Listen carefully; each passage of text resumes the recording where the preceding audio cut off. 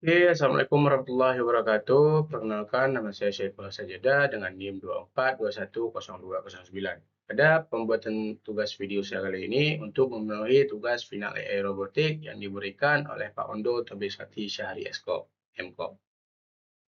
Pada kesempatan ini, saya akan menjelaskan 4 algoritma jaringan syaraf tier 1, yaitu yang pertama ada Maclaurin Speech, yang kedua ada algoritma HEP, yang ketiga ada perceptron, dan yang keempat ada backpropagation. Kita akan membahas keempat algoritma ini satu persatu, mulai dari sejarahnya, cara kerjanya, rumus perhitungannya, dan perbandingan antar algoritma. Baik, pada algoritma pertama adalah Maclaurin Speech.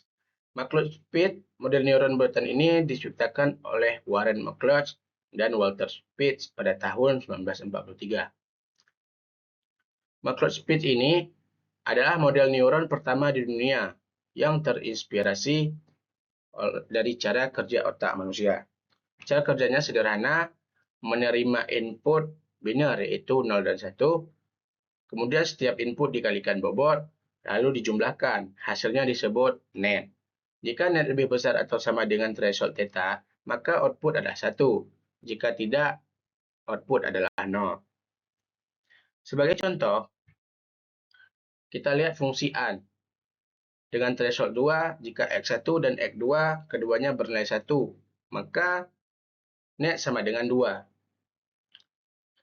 Sehingga output adalah 1, untuk kombinasi lainnya net kurang dari 2, sehingga output adalah 0. Keterbatasannya, bobot tidak bisa dilatih dan input hanya biner.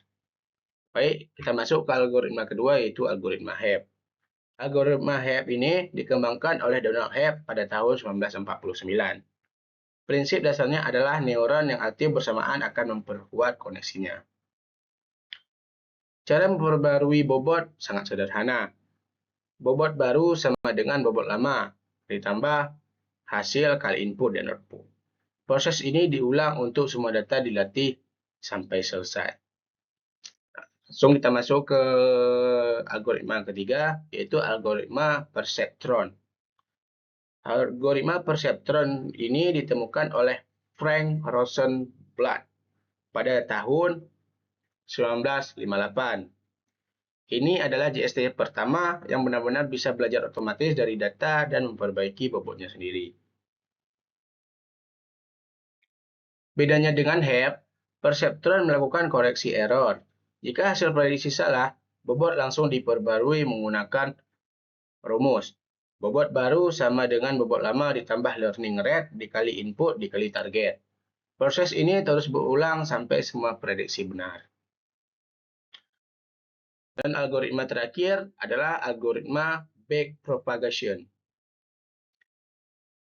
Algoritma backpropagation ini adalah algoritma paling canggih dari di antara 3 algoritma tersebut yang sudah kita jelaskan sebelumnya.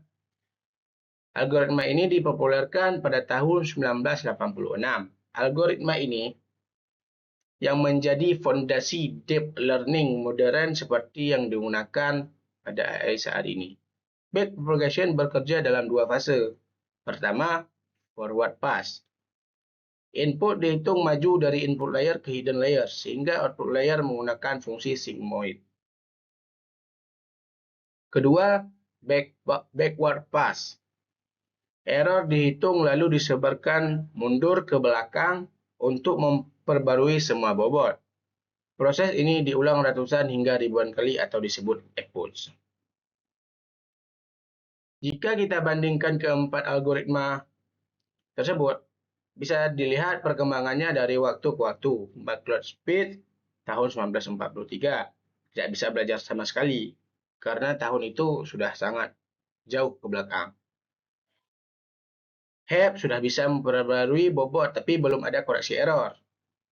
Algoritma perceptron sudah ada koreksi error tapi belum bisa menangani data nonlinear. Dan algoritma backpropagation adalah yang paling lengkap. Bisa belajar, ada koreksi error, dan mampu menangani data nonlinear.